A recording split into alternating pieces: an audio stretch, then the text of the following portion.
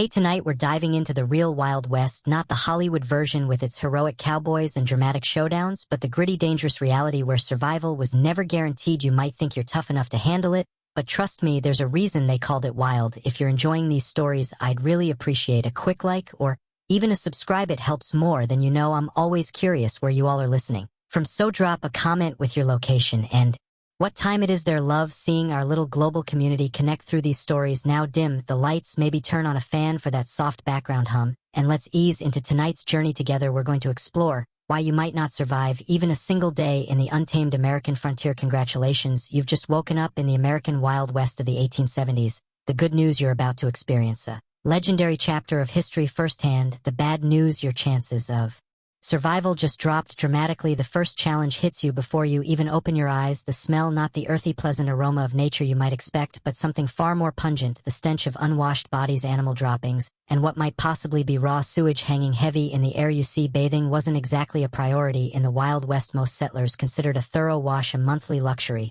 and that's being generous. Some went entire winters without a proper bath. Water, you know, is precious out here, and using it to clean yourself seemed wasteful when you needed it for drinking and cooking. As you drag yourself from your bed, which is likely just a straw-filled mattress crawling with bed bugs, you realize how every muscle in your body aches. Life in the 1870s frontier involved constant physical labor from dawn until dusk. There were no weekends off, no vacations, and certainly no ergonomic considerations. Whether you were a farmer, miner, or ranch hand, your body was your primary tool, used until it broke down. You might think you work hard in your modern life, but frontier labor was something entirely different. Backbreaking work that left even the strongest people permanently hunched and arthritic by their 30s. Imagine spending 14 hours plowing fields, hauling water, chopping wood, or working deep underground in a mine shaft. No wonder the average lifespan was only about 35 years. Standing on the dusty floor, you notice the chill in the air. If it's winter, your cabin might be 20 degrees below freezing inside. If you had a fireplace, you'd have let it burn down overnight to save precious fuel. Good luck finding central heating or thermal underwear in this century. And if it's summer, well, get ready to sweat through every article of clothing you own. There was no escaping the elements in the Wild West. Speaking of clothing, forget comfort. Men typically owned maybe two sets of clothes: rough canvas or denim pants, and cotton shirts that chafed against the skin. Women wore multiple layers regardless of the temperature: chemises, corsets, petticoats, and long dresses that dragged in the dirt. Everything was scratchy, ill-fitting, and rarely cleaned. Those fancy outfits you've seen in Western movies, pure fiction.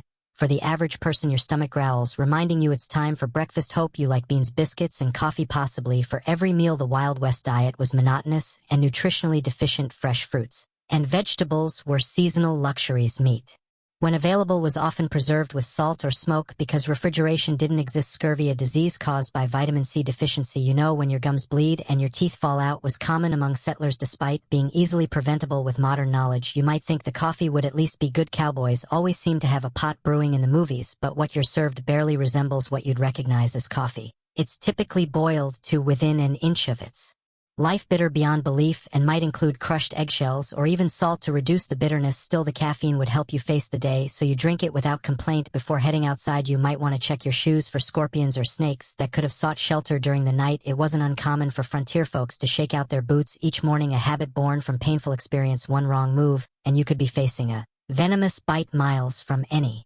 medical help. Stepping outside your cabin, you're immediately aware of how exposed you are. The vast landscape of the American frontier was breathtaking, sure, but it was also unforgiving. Extreme weather could appear with little warning. Blizzards, tornadoes, flash floods, or drought could all mean death for the unprepared. The sky might be clear now, but that could change in minutes. If you've settled in a frontier town, you might think civilization offers some protection. In some ways that's true, in others it just presents different dangers. Towns in the Wild West were hotbeds of disease without proper sewage systems or understanding of germ theory. Illnesses spread rapidly through communities. Cholera, typhoid, diphtheria, and tuberculosis were constant threats. An outbreak could wipe out half a town in weeks. Speaking of towns, let's say you decide to visit one today. As you approach, you notice there's a distinct lack of the organized layout you might expect. Many Western towns grew haphazardly, with buildings constructed wherever convenient, often without proper planning or infrastructure. The streets aren't paved, but are instead dirt tracks that transform into mud pits when it rains and dust bowls when it's dry. The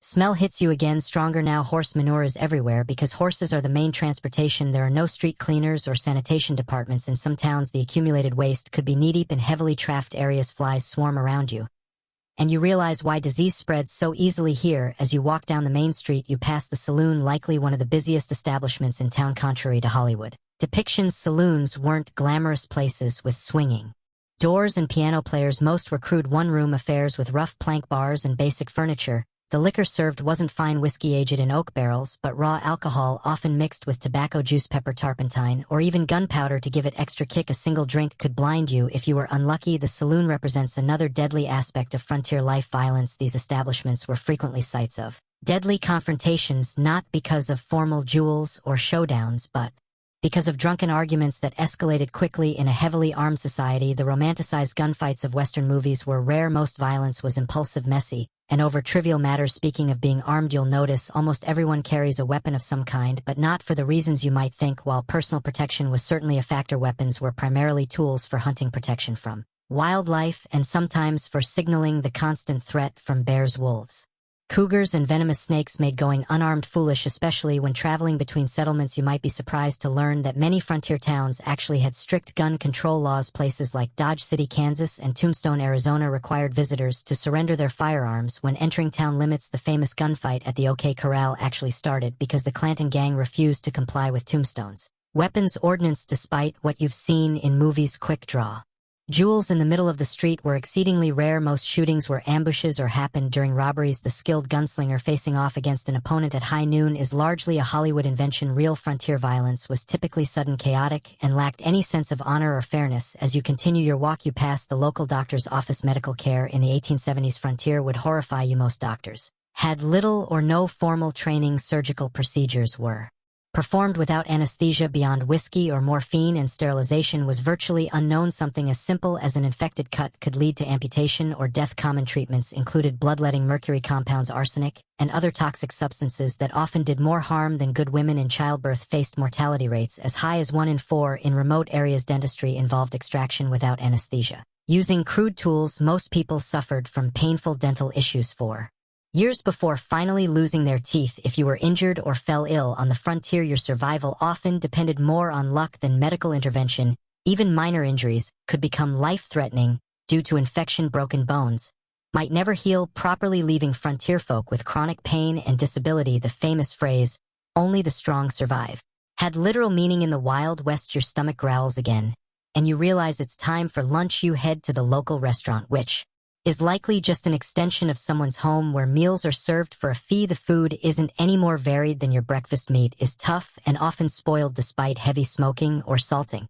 Vegetables, if available, are overcooked to mush. Food safety standards don't exist, so dysentery and food poisoning are common occurrences. Or while eating, you overhear conversations about recent Indian attacks, outlaw gangs, or the danger of traveling alone. While Native American violence against settlers was far less common than portrayed in popular culture, in fact, settlers and the U.S. military were far more likely to be the aggressors. The frontier was still a place of conflict. The systematic displacement of indigenous peoples created tensions that sometimes erupted into violence on both sides. As for outlaws, they were a genuine threat, particularly in remote areas. Law enforcement was sparse, with a single sheriff sometimes responsible for thousands of square miles. In many places, justice was handled through vigilante action rather than formal legal proceedings. Lynch mobs were common, and the concept of innocent until proven guilty often didn't apply. If you were accused of horse theft or cattle rustling, you might find yourself hanging from a tree before sunset. Regardless of your actual guilt or innocence, after lunch you decide to visit the local general store to stock up on supplies. The prices shock you. Basic necessities cost far more on the frontier than back east due to the difficulty and expense of transportation. A simple can of peaches might cost the equivalent of $20 in today's money. Many settlers spent most of their income on essential supplies, with little left over for comfort or luxury. The store offers another glimpse into frontier reality. The isolation: mail delivery was infrequent and unreliable. Newspapers might be weeks or months out of date. Information traveled slowly, and you might go years without news from family back east. Many settlers never saw their relatives again after moving west. The psychological toll of this isolation contributed to high rates of depression, alcoholism, and suicide among frontier populations. As the afternoon wears on, you notice dark clouds gathering on the horizon. Weather on the frontier wasn't just uncomfortable, it could be deadly. Without modern forecasting, storms arrived with little warning. Blizzards could strand travelers, leading to freezing deaths. Tornadoes destroyed entire communities with no emergency services to assist survivors. Flash floods washed away wagon trains. Droughts ruined crops and caused starvation if you were lucky enough to have a proper home. It provided minimal protection. Most frontier dwellings were hastily constructed from whatever materials were available: sod houses on the plains, log cabins in forested regions, or simple wooden structures in towns. None were particularly effective against extreme weather. Winter temperatures inside could drop below freezing. Summer heat was often unbearable, especially in attics or upper floors where many people slept. As the storm approaches, you decide to head back to your cabin before it hits. On the way, you pass a group of men heading to work at the local mine. Mining was one of the deadliest professions on the frontier. Underground cave-ins, toxic gas exposure, explosions from improperly handled blasting powder, and machinery accidents claimed countless lives. Miners also suffered from long-term health issues like black lung from coal dust or mercury poisoning from gold processing. Even if you avoided mining, few frontier occupations were safe. Farming involved dangerous equipment with no safety features. Ranching meant working with unpredictable animals weighing hundreds of pounds. Logging had one of the highest fatality rates of any profession. Whatever you did to make a living, your risk of serious injury or death was exponentially higher than in the modern world. You make it back to your cabin just as the rain begins to fall. The roof leaks in several places, and you place buckets to catch the water. This is a good opportunity to refill your drinking water, as clean water was scarce and precious. Many frontier settlers drank from the same sources used for washing and watering livestock, leading to waterborne illnesses that could quickly turn fatal. As you sit in your leaky cabin listening to the rain, you reflect on how different reality is from the romanticized version of the Wild West. There were no heroes or villains, just people struggling to survive in incredibly harsh conditions. The fact that anyone made it through is testament to human resilience and determination. Night falls early as you have no electricity. Candles and oil lamps provide minimal illumination, and you're careful with them. Fire was a constant danger in frontier homes. A single spark could mean losing everything. With no fire department to call for help, many towns burned to the ground at least once in their history.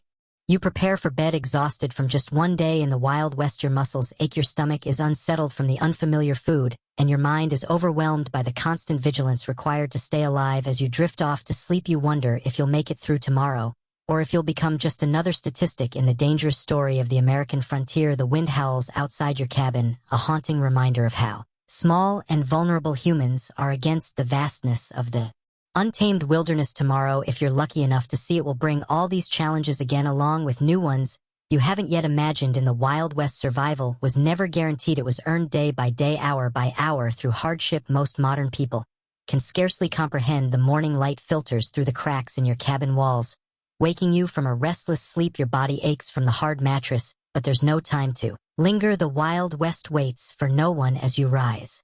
You remember yesterday's harsh introduction to frontier life and wonder what new challenges today will bring. Let's say you decide to leave town today to travel across the frontier. Whether you're heading to another settlement, joining a wagon train west, or simply exploring, travel in the 1870s was an entirely different experience than what you're used to. The good news is that by this time the Transcontinental Railroad had been completed, connecting the east and west coasts of America. The bad news: unless you were relatively wealthy or traveling between major cities, you probably couldn't afford to use it. Most frontier folks traveled by horse, wagon, or simply on foot. If you owned a horse, consider yourself fortunate. Horses were expensive to buy and maintain, putting them out of reach for many settlers. A good horse might cost the equivalent of several months' wages.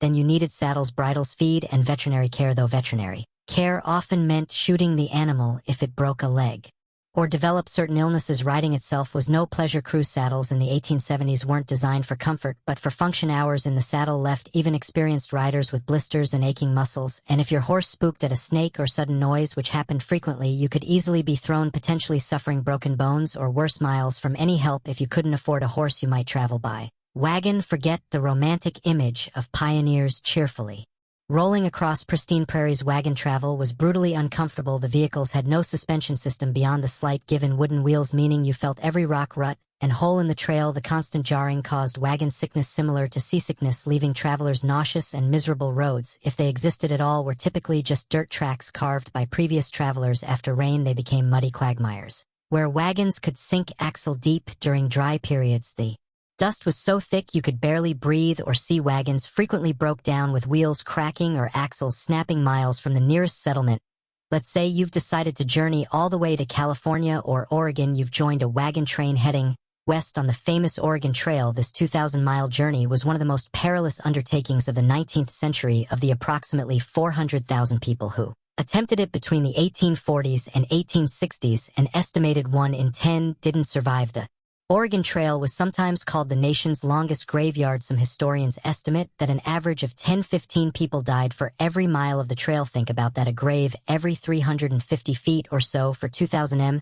The trail was lined with makeshift crosses and stone markers, many without names, as families were forced to bury loved ones and continue their journey. Disease was the #1 killer on the Oregon Trail. Cholera, a bacterial infection spread through contaminated water, was particularly devastating. This horrible illness, caused severe diarrhea and vomiting, draining the body of fluid so quickly that a person could be healthy at breakfast and dead by dinner. There was no effective treatment available. Wagon trains would sometimes lose dozens of people in a single cholera outbreak. Other diseases like dysentery, typhoid, and mountain fever claimed countless lives. Children were especially vulnerable, with many families losing multiple children during the journey. Medical care was rudimentary at best, often consisting of folk remedies that did little to help and sometimes made conditions worse. Crossing rivers presented another deadly challenge. Wagons weren't designed to float, but pioneers had to cross numerous rivers on their journey west. Some had ferries or fords, but many required the wagon to be floated across like a makeshift boat. Wagons frequently capsized in these crossings, drowning people and livestock and destroying precious supplies. The Platte, Columbia, and Snake rivers claimed hundreds of lives during the migration period. Contrary to popular belief, attacks by Native Americans were relatively rare. Most tribes were actually helpful to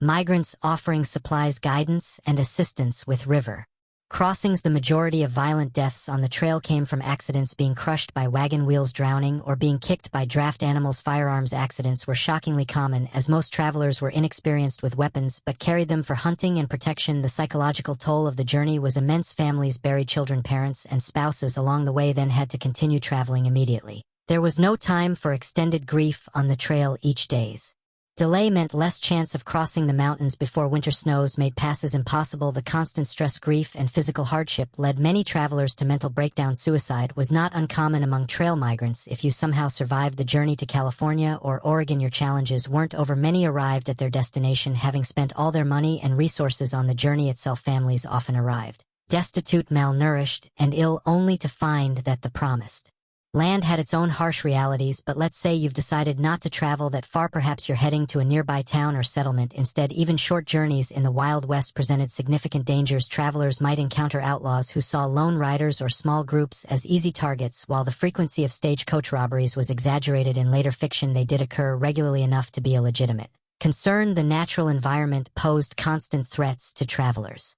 Flash floods could wash out trails or trap unwary travelers. Summer heat in desert regions could kill through dehydration, and heat-stroke winter blizzards routinely trapped travelers, sometimes leading to freezing deaths or desperate situations like the infamous Donner Party, where survivors resorted to cannibalism to stay alive. Navigation itself was challenging in an era before detailed maps. Travelers relied on vague directions, landmarks that could change or be misidentified, and the experience of guides who sometimes proved unreliable. Getting lost in the wilderness could be a death sentence, especially if your supplies ran low. As you travel today, you notice another aspect of frontier life that movies rarely depict accurately: the stunning diversity of people. The Wild West wasn't populated solely by white cowboys and settlers. It was a meeting ground of cultures from around the world. Chinese immigrants worked as railroad builders. Miners and merchants, Mexican families, had been living in the Southwest long before it became U.S. territory. Black cowboys made up as much as 25% of the workforce on some ranches. European immigrants from Germany, Ireland, Italy, and Scandinavia brought their cultures and traditions, and of course dozens of distinct Native American nations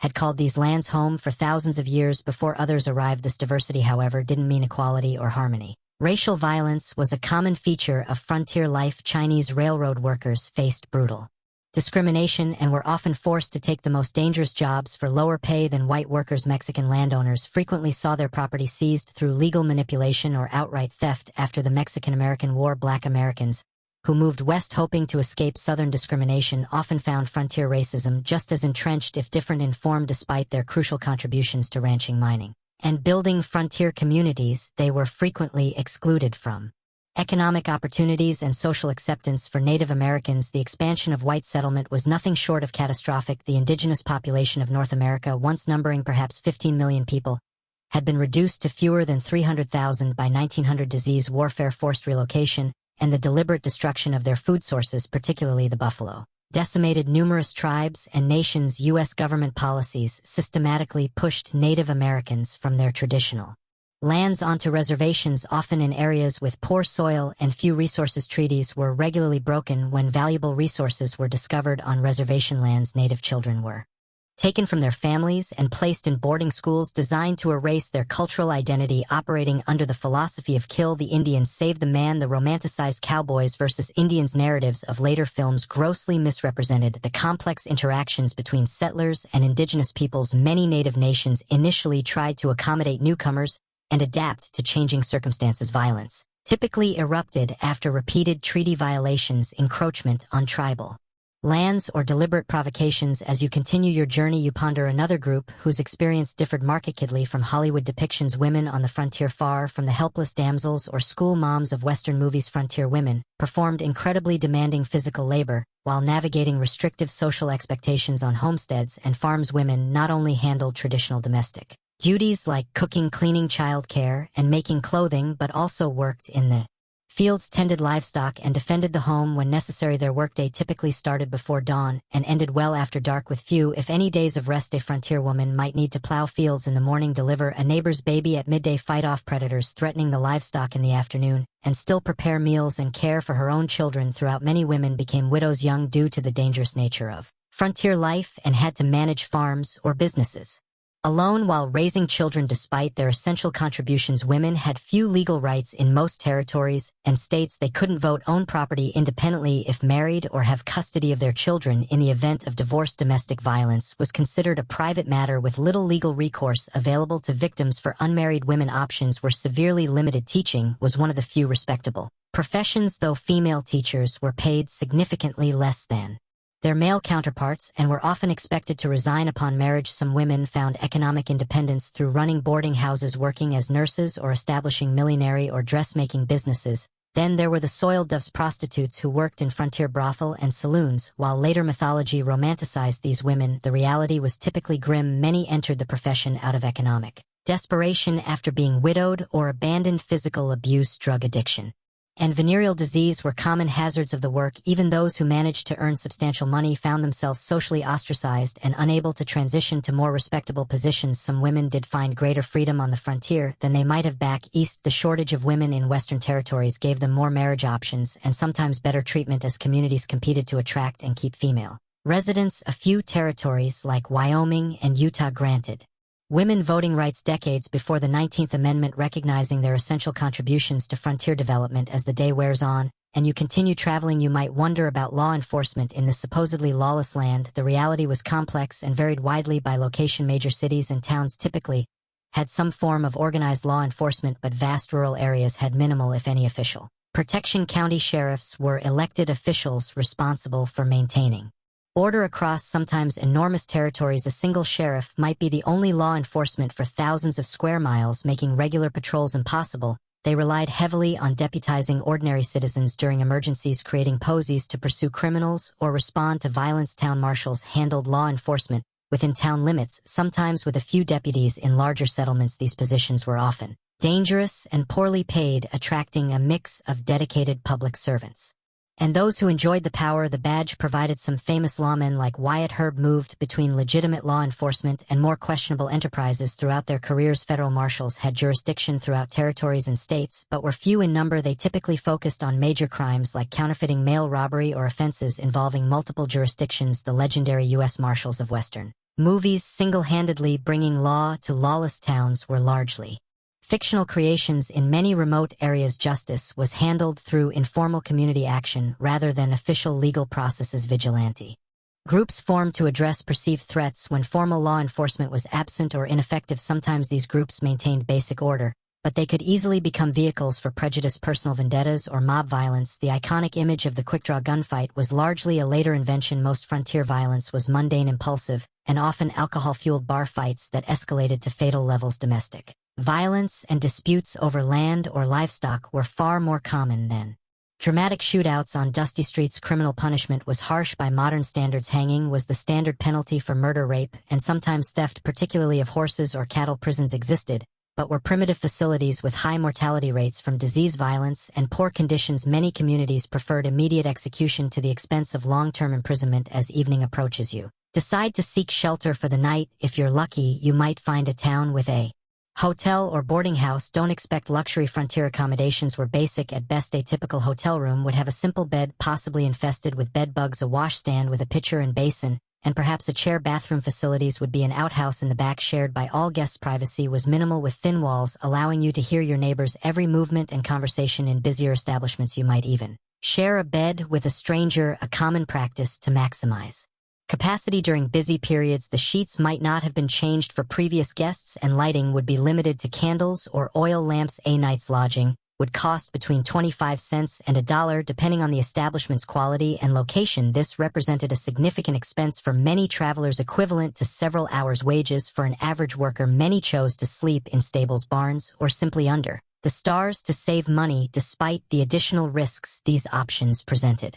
If you were traveling through more remote areas, you'd likely camp for the night. This meant building a fire, assuming you could find enough fuel, preparing a meal from your limited supplies, and sleeping on the ground with minimal protection from the elements or wildlife. Indigenous peoples, experienced travelers, and military scouts had sophisticated techniques for safe camping, but the average settler often made dangerous mistakes. Proper fire management was literally a matter of life and death. A fire built too large could spark a prairie or forest fire that could consume thousands of acres in hours. One built too small might not provide enough warmth during cold nights, leading to hypothermia. Campfire cooking required skills most modern people lack, often resulting in meals that were simultaneously burnt and raw. As night falls fully, and you prepare to sleep, the sounds of the frontier darkness surround you. Coyotes howl in the distance. Unfamiliar birds call. The wind whispers through grass or trees. For people accustomed to modern light and noise pollution, the profound darkness and strange sounds of wilderness nights often triggered intense anxiety. Many travelers slept poorly on the frontier, not just because of physical discomfort, but from fear of the unknown dangers that might lurk in the darkness. Native attacks, though rare, often occurred at dawn, when sleepers were at their most vulnerable. Predators like wolves, bears, and mountain lions might investigate camps looking for food. Venomous snakes and scorpions sought warm places to rest, sometimes including a sleeper's bedroll. Even if no actual threats materialized, the psychological stress of constant vigilance took its toll. Frontier diaries frequently mention exhaustion, not just from physical labor, but from the mental strain of perpetual alertness. Modern people, accustomed to locks, alarms, and the security of dense population, would find the vulnerability of frontier sleeping arrangements profoundly disturbing. As you drift towards sleep, you reflect on the day's journey. Travel in the Wild West bears almost no resemblance to its sanitized, romanticized portrayal in later entertainment. It was grueling, dangerous, and uncomfortable beyond what most modern people could endure. The skills required from navigation without maps to making emergency repairs to handling firearms safely took years to develop, and mistakes were often fatal. The darkness deepens, and the sounds of night creatures grow louder. Tomorrow will bring new challenges. If you survive the night, perhaps you'll reach your destination, or perhaps you'll become just another unmarked grave along the trail. One more statistic in the perilous predatory. Many mining towns had no banks at all, forcing miners to carry gold dust or making them targets for theft. Some saloons and general stores offered to buy gold, but frequently at rates far below actual value, taking advantage of miners' limited options. Where banks did exist, they operated with minimal regulation or oversight. Bank failures were common, often wiping out customers' life savings without warning or recourse. Many bankers were little more than confidence men who established storefronts, collected deposits, and disappeared overnight with all the funds. Without federally backed currency, paper money was issued by individual banks, and its value fluctuated wildly depending on the bank's reputation. Counterfeit bills circulated widely, and even experienced merchants could be fooled by well-made fakes. The safest form of money was gold or silver coin, but carrying it made one a target for robbery. Perhaps after considering the dangers and disappointments of mining, you decide to try your hand at ranching instead. The cattle industry was booming in the 1870s, with demand for beef in eastern cities creating opportunities on the frontier. Surely this would be a healthier, more profitable venture. Ranching did indeed avoid some of the worst health hazards of mining, but it introduced its own unique dangers and hardships. Starting a ranch required significant capital: land, livestock, equipment, and buildings.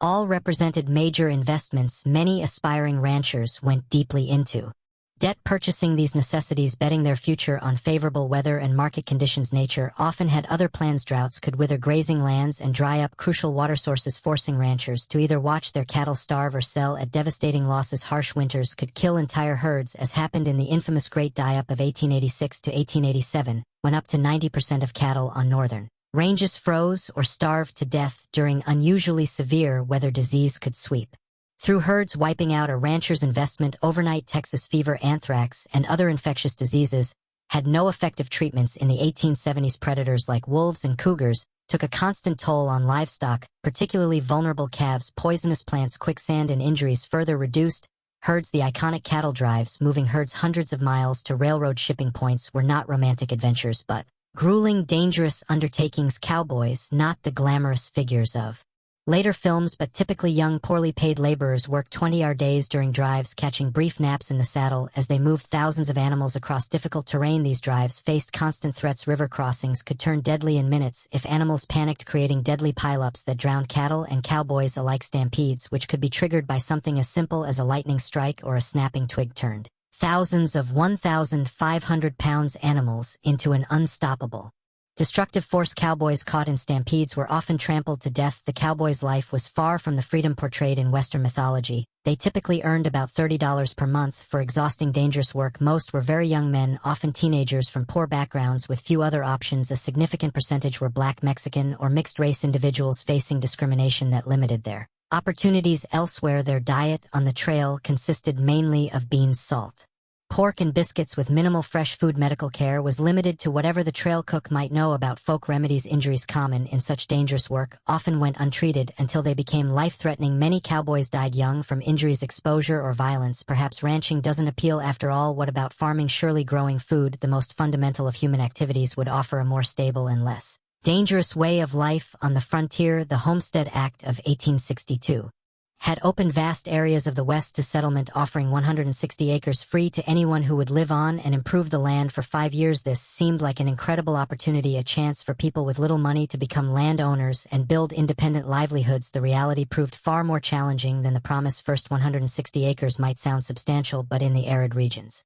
that comprised much of the available land, it was often insufficient to support a family. Traditional Eastern farming methods failed in these environments where rainfall was a fraction of what pioneers were accustomed to. Many settlers had no knowledge of dry farming techniques needed for success in these regions. Starting a frontier farm required tremendous physical labor. The first task was building shelter, typically a sod house on the treeless plains constructed by cutting and stacking dense prairie turf. These sodays were dark, damp dwellings that leaked when it rained, harbored insects and snakes, and crumbled without constant maintenance. Then came the backbreaking work of breaking the land for planting. Prairie sod, held together by dense grass roots that had developed over centuries, was extraordinarily difficult to plow. With the equipment available to most settlers, it could take a year or more just to prepare a few acres for planting. The work was so physically demanding that it permanently damaged many farmers' bodies. Once crops were planted, farmers faced threats from every direction. Drought could wither plants before harvest, torrential rains could wash away seedlings or flood fields, early frost could kill crops just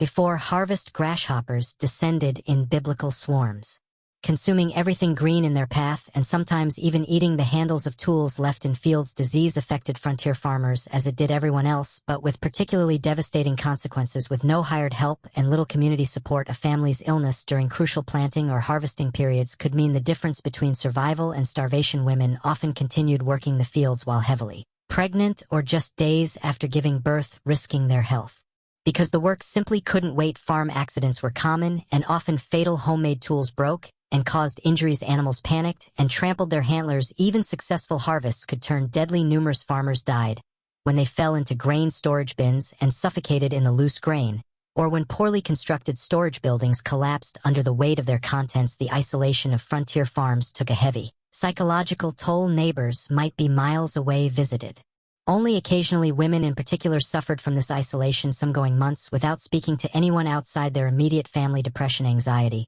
and what was then called prairie madness affected many settlers, sometimes leading to abandonment of homesteads or suicide. For those who persevered through these challenges and actually produced crops, economic obstacles remained. Transportation to markets was difficult and expensive. Without refrigeration, perishable products had to be sold quickly or preserved. Large agricultural corporations and railroad companies used their influence to keep crop prices low and transportation costs high, squeezing independent farmers from both directions. By the 1870s, another option was emerging on the frontier: working for wages in the growing towns and industries.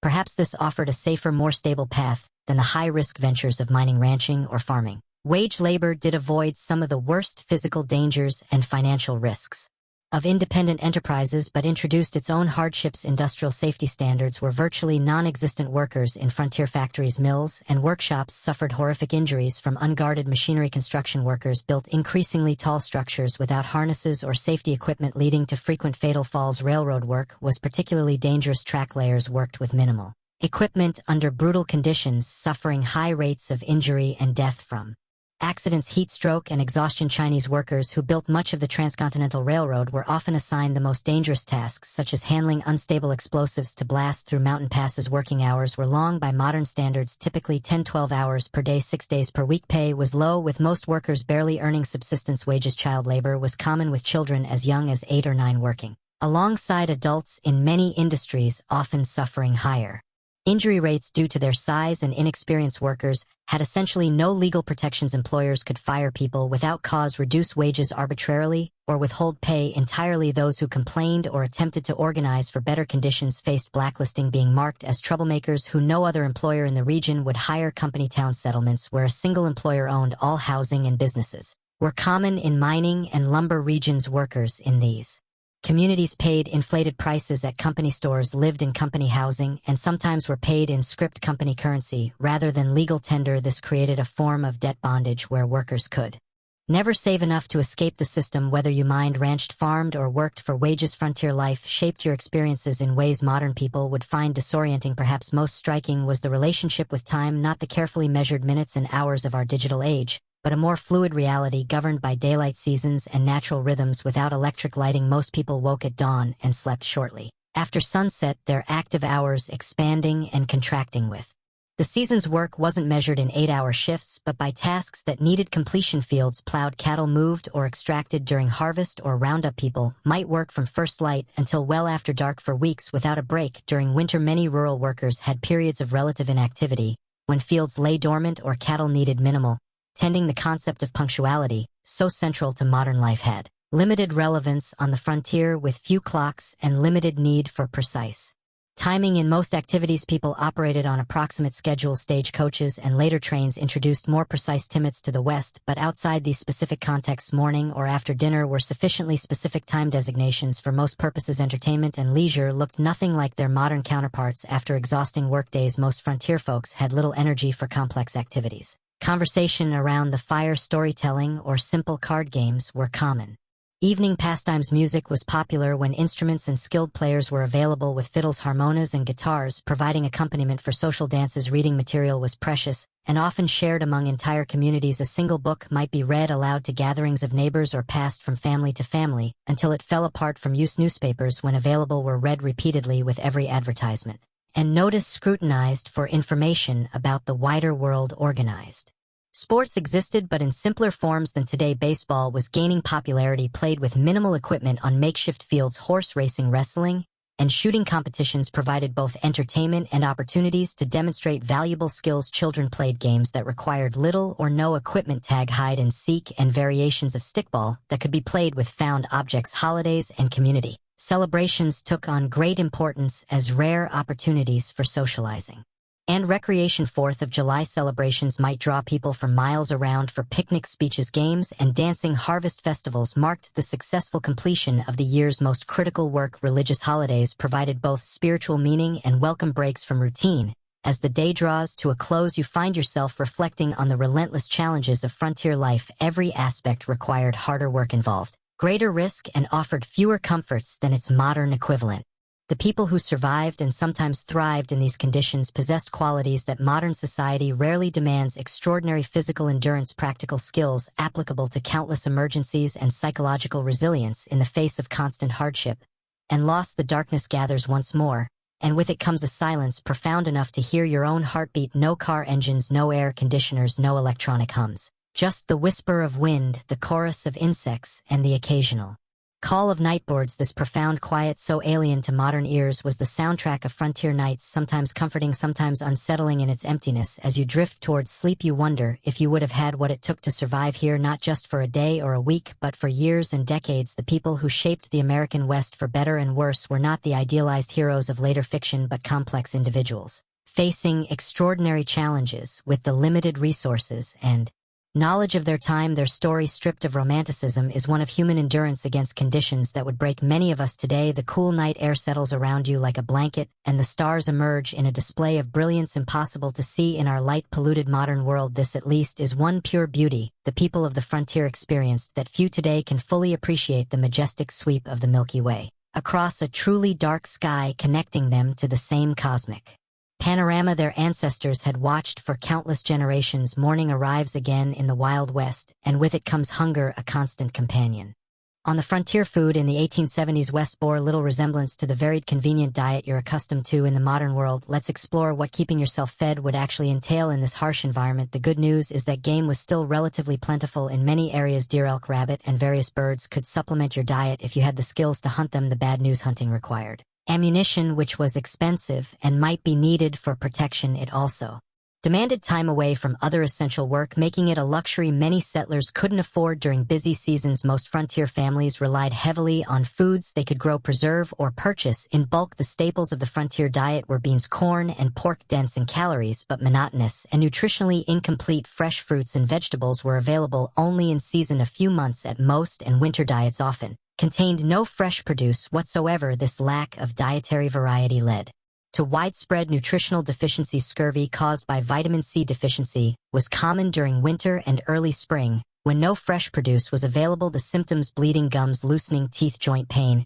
and eventually death were well known but difficult to prevent with available resources. Other deficiency diseases affected growth in children and caused various chronic health problems in adults. Food preservation was a constant challenge and critical survival skill. Without refrigeration, meat needed to be consumed quickly or preserved through smoking, salting, or drying. These methods deterred bacterial growth but drastically changed flavors and textures while reducing nutritional value. The heavy salt content of preserved foods contributed to high blood pressure and other health issues. Women spent enormous amounts of time preserving food when it was abundant for use during scarce periods. Vegetables were pickled in vinegar or fermented. Fruits were dried or preserved with sugar. If available, root vegetables might be stored in root cellars, underground spaces that maintained cool temperatures. These preservation efforts were not optional activities, but essential survival work that could determine whether a family would eat. During winter, food storage presented its own problems. Properly prepared preserved foods could last months or even years, but improper techniques led to spoilage and potentially deadly food poisoning. Additionally, stored food attracted pests, rats, mice, and insects consumed portions of most stored food supplies, and their droppings contaminated what remained. Most frontier families simply accepted a certain amount of insect parts and rodent droppings in their flour, beans, and other staples as unavoidable. Cooking itself was far more labor-intensive than modern people can easily comprehend. Meals were prepared over open hearths or wood-burning stoves that required constant attention and fuel. In woods, scarce prairie regions, women and children might spend hours gathering buffalo chips, dried manure, or twisted grass to burn as cooking fuel. Water had to be hauled from wells or streams, often hundreds of pounds per day, for cooking, cleaning, and drinking. Even with these efforts, meals lacked the variety and flavor profiles modern people expect. Spices were expensive luxuries used sparingly, if at all. Sugar and coffee were treasured items often hoarded for special occasions. Fresh milk was available only if a family kept a cow, and for only part of the year. When the cow was producing, most frontier children grew up with simple, repetitive diets that would horrify modern nutritionists. Interestingly, despite these limitations, obesity was rare on the frontier. The combination of limited food supplies, minimal sugar consumption, and constant physical labor kept most people lean. However, this leanness wasn't necessarily healthy. Many frontier folks suffered from malnutrition even when they had sufficient calories to sustain their work beyond basic survival needs. Like food, frontier life presented unique challenges for families raising children. If you had been born in the Wild West rather than just visiting it, your childhood would have been dramatically different from modern experiences. Childhood itself was conceived differently in the 19th century. Children as young as 6 or 7 were expected to contribute meaningful work to family survival, not as educational chores, but as essential economic contributions. Young children minded livestock, gathered eggs, picked vegetables, watched younger siblings, and helped with countless other tasks that freed adults for heavier work. By age 10 or 12, most frontier children worked alongside adults at nearly adult capacity. Boys followed fathers into fields, barns, or workshops, learning skills through direct participation rather than formal instruction. Girls worked with mothers, learning the complex domestic skills necessary for frontier homemaking, not simple housekeeping, but the production of essential goods like clothing, preserved food, candles, and soap. This early adulthood extended to other areas of life. Children were not sheltered from the harsh realities around them. They witnessed births, deaths, slaughtering of animals, and the sometimes violent conflicts of frontier communities, they were expected to understand and adapt to these realities rather than being protected from them. Education, as modern people understand it, was limited and inconsistent on the frontier. In established town, schools might operate for a few months each year, typically during winter when agricultural work was minimal. One teacher, often barely educated themselves, might be responsible for students ranging from 5 to 17 years old, all studying in a single room. Physical conditions in these schools were challenging. Buildings were poorly insulated, leading to freezing conditions in winter and stifling heat in warmer months. Supplies were minimal, perhaps a few shared textbook, slates for writing that had to be constantly erased and reused, and minimal paper that was treated as a precious resource. Corporal punishment was the standard disciplinary approach, with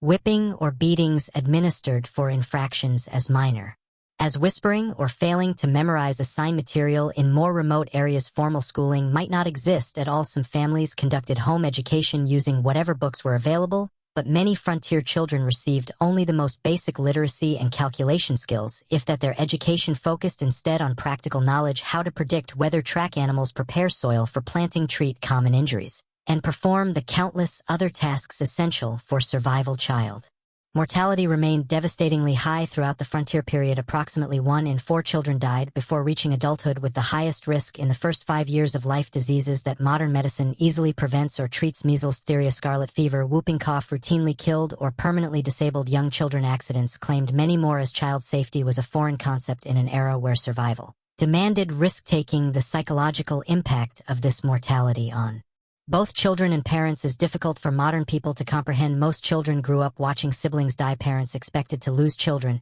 and often gave the same name to a subsequent child if an older sibling died young, a practice that seems strange today but reflected the different relationship with mortality in an era when death was an everyday presence. Perhaps nothing illustrates the gulf between frontier and modern life more clearly than approaches to health and medicine. If you became ill or injured in the 1870s, West, your experience would bear almost no resemblance to modern health care. The first difference would be the absence of professional medical care. In most situations, doctors were scarce, with many communities having none at all. Those who did practice on the frontier often had minimal training, perhaps a brief apprenticeship or a few months at a medical college. Their knowledge reflected medical science of the era, which still relied heavily on theories like humoral balance that had more in common with medieval medicine than modern practice. Without access to professional care, most health issues were addressed through home remedies and folk medicine. Every community had people, usually women, known for their healing skills, drawing on traditions brought from various cultures. Some of these treatments, particularly herbal remedies, had genuine medicinal properties, but many were ineffective or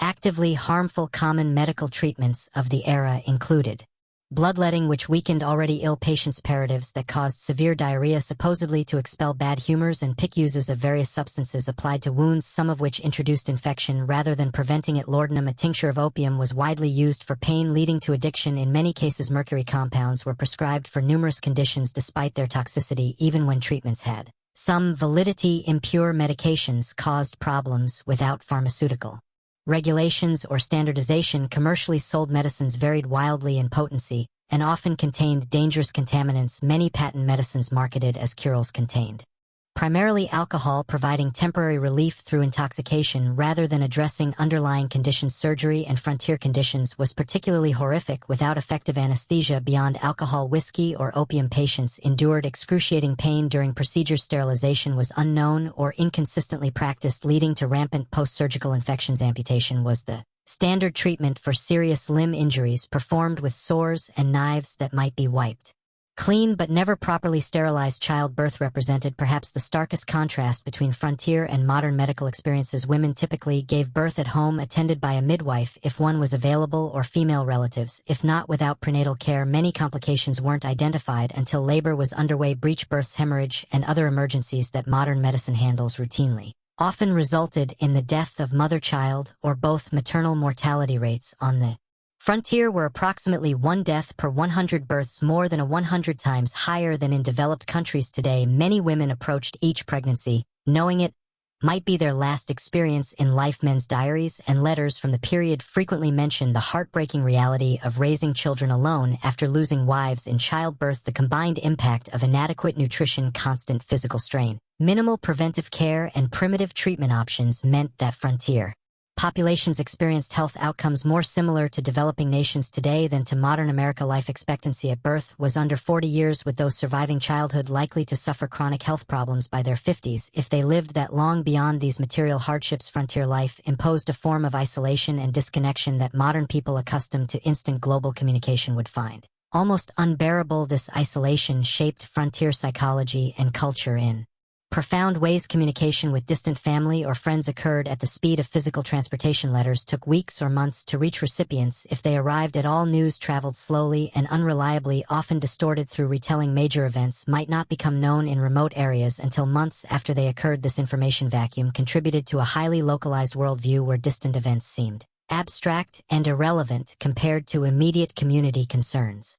The isolation was particularly difficult for those accustomed to more settled environments. Women who had grown up with close female friendships and family networks often found themselves alone for days or weeks, while husbands traveled for supplies or work. Their diaries frequently mention crippling loneliness and the psychological strain of having no adult conversation for extended periods. This isolation sometimes led to what contemporary accounts called prairie madness, severe depression, anxiety, and occasionally psychosis triggered by the combination of isolation, constant work, and environmental hardships. Some affected individuals became violent toward family members or committed suicide. Others simply abandoned their homesteads and returned east, unable to endure the psychological pressure of frontier life. Even in established communities, social connections were limited by practical constraints. Visiting neighbors might require traveling several miles each way, a significant undertaking. When time was precious and transportation limited to walking or horseback, formal social gatherings were infrequent, typically centered around church services, seasonal celebrations, or community work events like barn raisings or harvest festivals. Churches played a crucial role in frontier communities. Beyond their spiritual function, they served as social hubs, educational centers, and mutual aid societies. Even those with limited religious conviction often participated in church activities for the community connection. They provided religious leaders, ministers, priests, or lay preachers frequently took on roles far beyond religious guidance, serving as teachers, dispute mediators, and community organizers. The establishment of community institutions marked important milestones in frontier development. Building a school, church, or meeting hall represented a commitment to permanent settlement rather than temporary exploitation. These institutions helped transform mining camps or trading posts into towns with collective identities and shared futures. The creation of local governments, rudimentary as they often were, similarly marked transitions from frontier chaos to established community. Frontier communities also developed distinctive forms of mutual aid and collective action necessary for survival in harsh conditions. Barn raisings and house raisings allowed families to complete large construction projects impossible for individual households. Harvest teams moved from farm to farm, ensuring crops were gathered before weather could destroy them. Spontaneous search parties formed when children went missing. These cooperative traditions reflected the practical reality that no individual or family could survive the frontier entirely through self-reliance. This community interdependence existed alongside the individualism that later became mythologized in frontier narratives. Both elements were necessary responses to frontier conditions: self-reliance for daily survival, community cooperation for challenges beyond individual capacity. The tension between these values shaped frontier culture and continues to influence American attitudes toward government, community, and individual responsibility. As another day in the Wild West draws to a close, you find yourself contemplating the mental and emotional resilience required to endure such conditions year after year. The people who populated the American frontier weren't superhuman. They suffered, struggled, and sometimes broke under the relentless pressure of their environment, but many adapted and persevered, developing skills and perspectives that allowed them to find meaning and even joy amid hardship. The darkness settles around you once more, bringing with it the profound silence of the pre-industrial night. The day's experiences have given you a glimpse into a world both familiar and utterly alien, a world where survival required constant vigilance, where comfort was rare and luxury almost non-existent, where death was an everyday companion rather than a distant stranger as sleep approaches you. Wonder about the people who chose this life or had it thrust upon them by circumstance. What drove them west? What sustained them through blizzards, droughts, illness, and loss? What would they think of the world? Their struggles helped create a world of abundance and security beyond anything they could have imagined, built on foundations they laid through exhausting labor and countless sacrifices. The questions follow you into dreams filled with endless prairies, towering mountains, and the faces of those who tamed the Wild West, not through romantic gunfights, but through the quiet heroism of daily persistence against overwhelming odds. Their story, stripped of Hollywood glamour and frontier mythology, stands as a testament to human adaptability and the extraordinary courage of ordinary people facing extraordinary challenges. Dawn breaks on what will be your final day in the Wild West.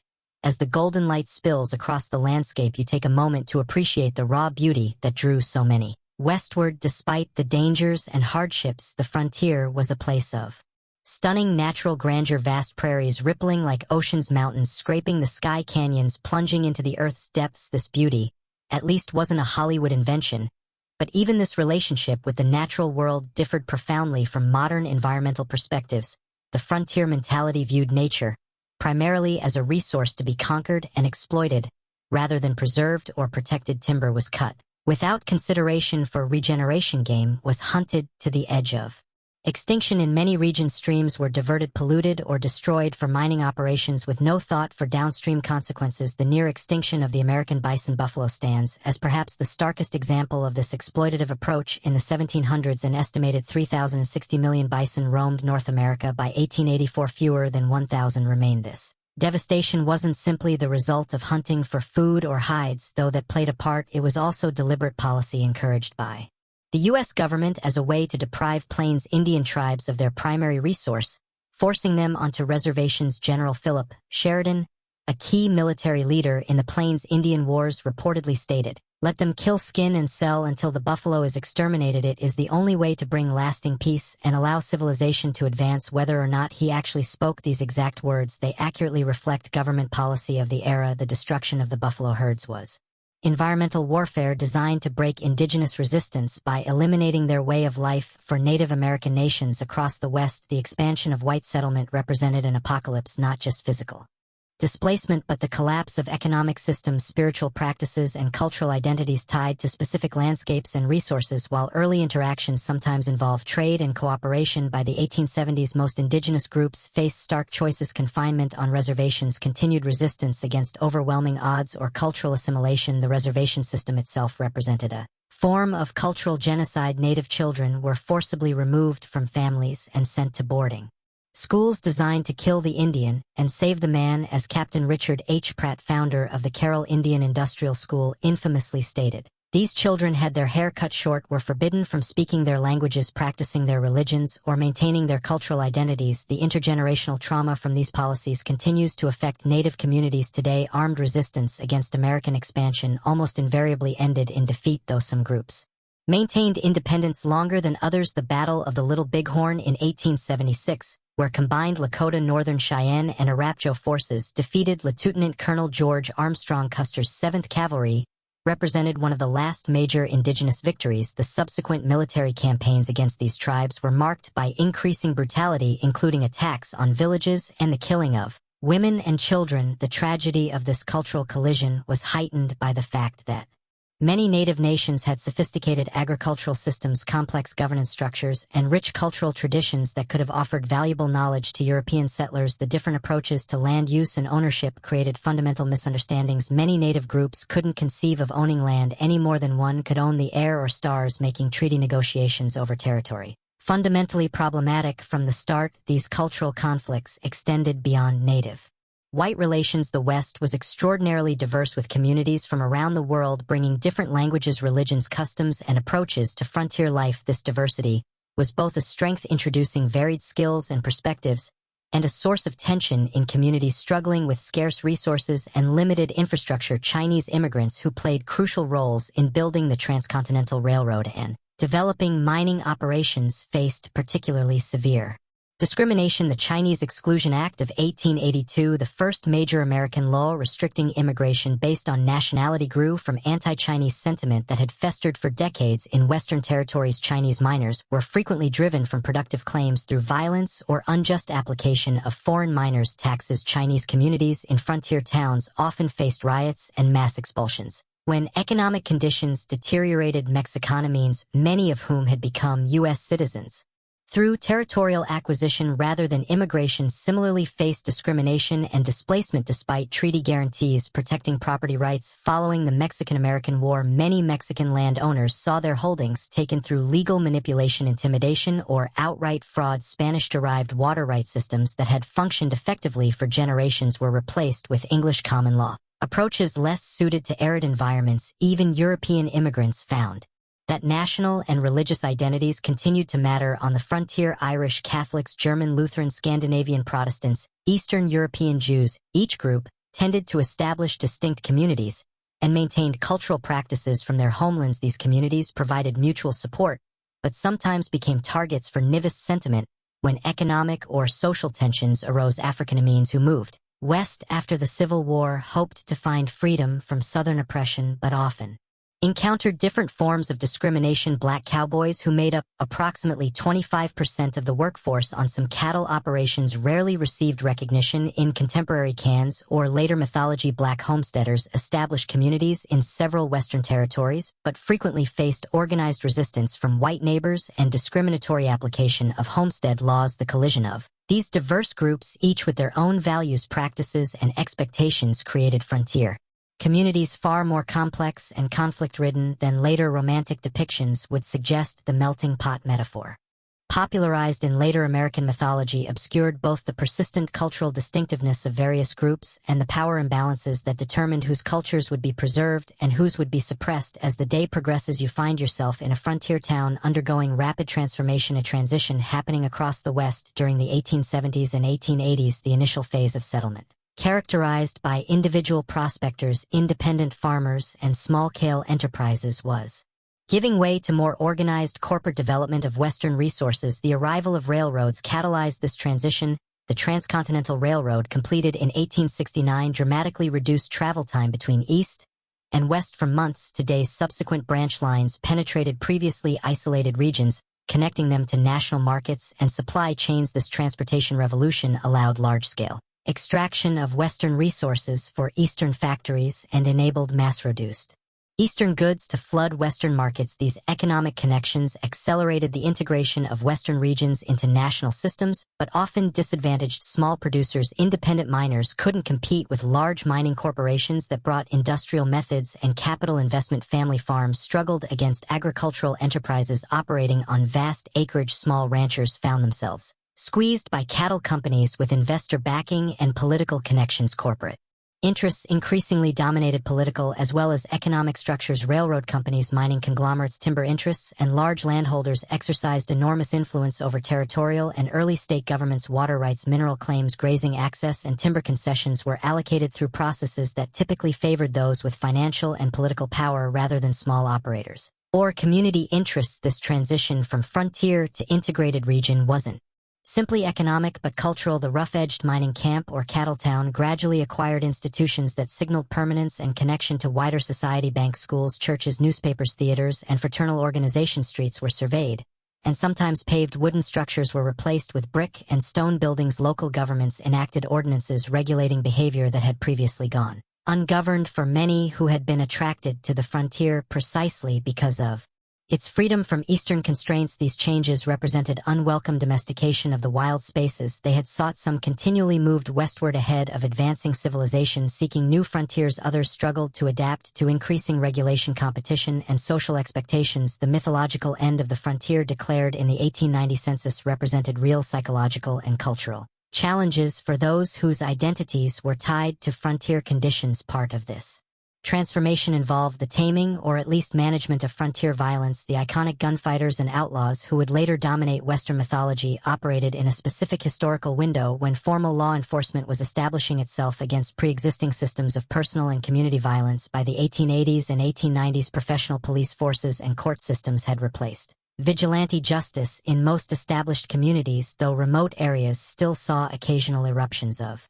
frontier-style conflict resolution. The legendary figures who captured public imagination, Wild Bill Hickok, Wyatt Earp, Billy the Kid, Jesse James, operated in this transitional period, often moving back and forth between legal and illegal activities as circumstances changed. Their later mythologization obscured the complex, often morally ambiguous reality of their lives. Hickok, far from the perfect marksman of Legend shot bystanders in at least 2 gunfights. Herp worked variously as a lawman gambler, brothel keeper and vigilante across his career. The Robin Hood image attached to Jesse James ignored his Confederate guerrilla background and the innocent victims of his robberies. As evening approaches on your final day in the Wild West, you find yourself contemplating the gap between frontier reality and the mythology that would later emerge from it. Why did Americans and eventually the world become so fascinated with a romanticized version of this brutal period? What needs did these myths serve, and what truths did they obscure? Part of the answer lies in timing. The most intense period of frontier mythology making occurred precisely as the actual frontier was disappearing. The Wild West shows of Buffalo Bill Cody began in the 1880s, featuring staged reenactments of Indian battles and stagecoach robberies for Eastern audiences. Even as railroads, telegraph lines, and formal governance were integrating Western regions into mainstream American society, these performances weren't meant as accurate historical recreations but as entertainment that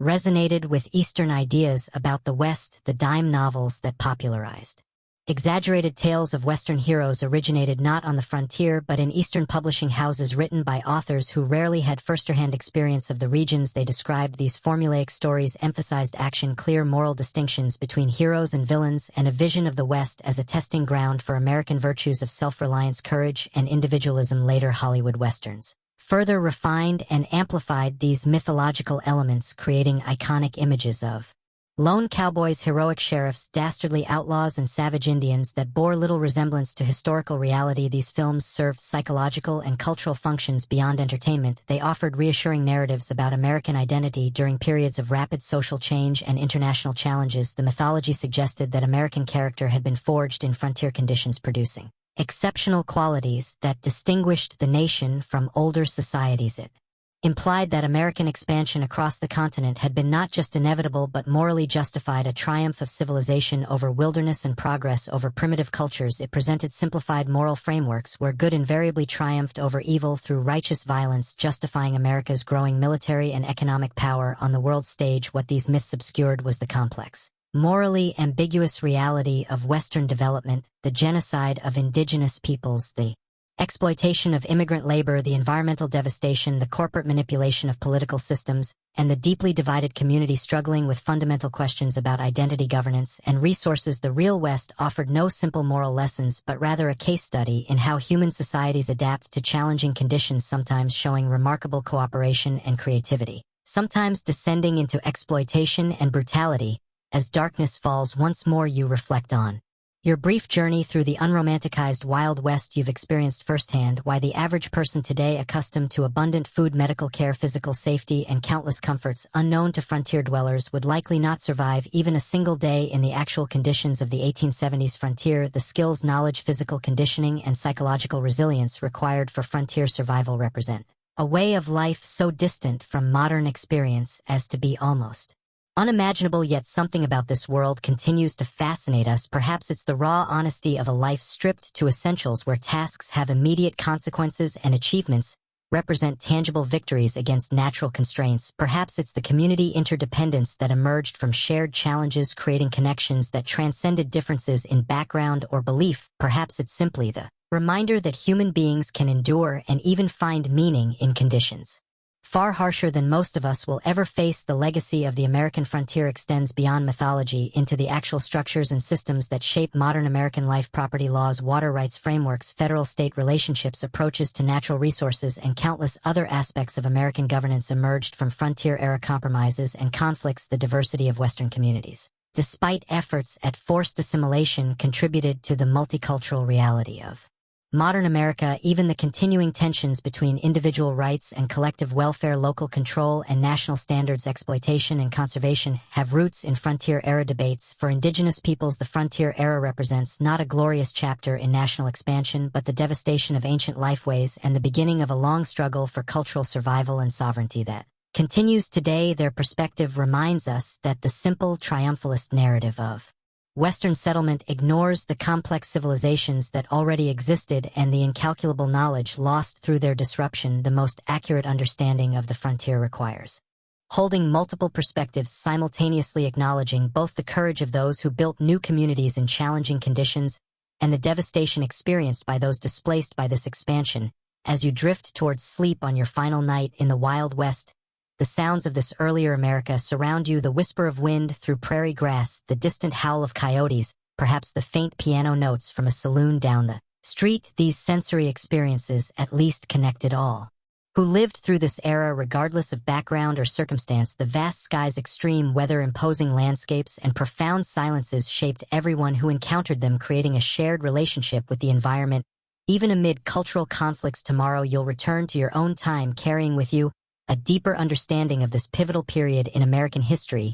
You'll never again see a Western film or read a frontier novel without recognizing the sanitized, simplified version of a complex reality. You'll appreciate the extraordinary comfort and security of modern life achieved through technological advances unimaginable to frontier dwellers. You might find yourself more aware of the skills and knowledge lost in the transition to our specialized technology-dependent society, the practical self-sufficiency that allowed frontier people to build, repair, grow, preserve, and create what they needed with minimal outside support. Most importantly, you'll understand that the real story of the American West isn't found in gunfights and gold strikes, but in the daily struggles of ordinary people, men, women, and children of diverse backgrounds, who faced extraordinary challenges with the limited resources available to them. Their story, without Hollywood embellishment, contains enough genuine courage, tragedy, innovation, conflict, cooperation, cruelty, and kindness to fill countless histories. Their legacy lives in the communities they established, the environmental changes they initiated, the cultural patterns they created, and the myths that grew from their experiences. The real Wild West disappeared long ago, transformed by technology, population growth, economic integration, and environmental change into the modern American West of cities, suburbs, highways, and managed landscapes. Yet echoes of frontier experience persist in regional identities, local traditions, land use patterns, and governance structures. The memory of this formative period continues to influence how Americans understand themselves and their nation's development, even as scholars and communities work to replace simplistic mythology with more accurate, inclusive understandings of this complex history. As you finally surrender to sleep, the boundary between past and present seems to blur. The challenges faced by frontier communities, adapting to environmental constraints, managing scarce resources, building functional communities among diverse populations, balancing individual freedom with collective needs, remain relevant in new forms today. Perhaps the greatest legacy of the frontier experience is not a set of answers, but a collection of questions about human adaptation, community formation, and the relationship between people and the natural world. Questions each generation must answer anew as circumstances change. The stars shine brilliantly above, the same stars that guided travelers across the prairie, helped farmers time their planting, and gave comfort to homesick immigrants far from familiar landscapes. In this moment of connection across time, you feel a fleeting kinship with those who looked upon these same constellations a century and a half ago, wondering what tomorrow would bring. In a world where survival was never guaranteed, but life in all its harshness and beauty was experienced with an intensity seldom matched in our more comfortable era, sleep comes at last, and with it dreams of a West both harsh and magnificent, a place where human vulnerability and resilience were displayed in equal measure, where diverse peoples collided and sometimes cooperated in ways that would shape a nation, and where the daily struggle for existence contained moments of transcendent connection with landscapes of breathtaking grandeur. The real Wild West, stripped of romantic illusion, offers a window into human experience at its most elemental, challenging, frightening, and occasionally sublime.